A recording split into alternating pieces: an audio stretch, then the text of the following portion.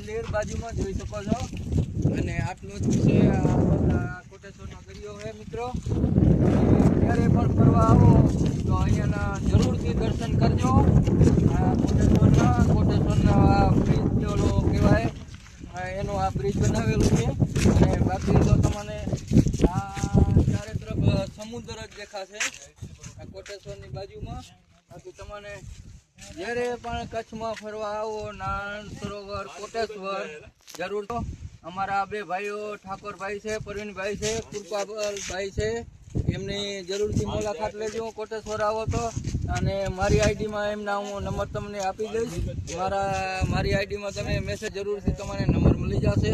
પણ ક્યારે બી આવો તો કોટેશ્વર આવી જાજો અને તમને જરૂરથી બહુ બધા દર્શન કરાવશે. નારાયણ સરોવરના કરાવશે, કિલ્લોનો કરાવશે, કોટેશ્વરના કરાવશે, સમુદ્રના દર્શન કરાવશે.